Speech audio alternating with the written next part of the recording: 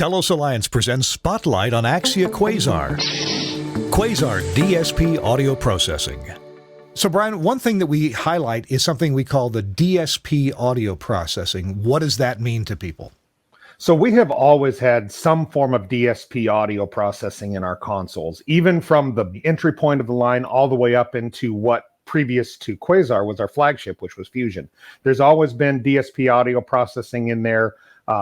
Dynamics processing, for example, in Fusion and Element would have only been allowed on what mono sources for that point, right? So microphones, codecs, that sort of thing.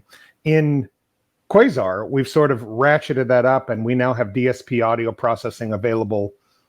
I don't want to say everywhere, but almost everywhere, in that you can apply it to any audio source that you have on a fader. You can apply it to headphone feeds. You can apply it to program buses where you didn't have that audio processing available to you previous. So that's something that's new in Quasar. Quasar is a significant step up in terms of the hardware that's underneath that supports it. And we've been able to sort of leverage that additional horsepower to give you more DSP audio processing. In a different video, we're going to look very closely at the audio processing, the DSP processing. But when you talk to users who then discover, oh, I can process things besides microphones, I can put dynamics and EQ and even some input audio shaping or de-essing, what kinds of sources might people want to apply processing to if they're not local microphones? Well, the big one would be something like this, particularly people that are on remotes.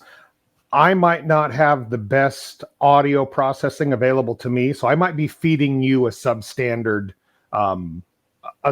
audio source. Maybe my microphone's not good. Maybe there's, noise in the background, and you want to be able to EQ that out. So the microphones in a station, we typically have pretty good control over that, the room that they're in, how they're processed. But if I'm connecting remotely, I'm out on a remote with a codec of some kind, and I'm at an auditorium or out in a park, you're just not going to have any control over what's going on. So those things that are not local are the ones that people tend to put the most audio processing on.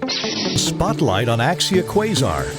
Quasar DSP audio processing.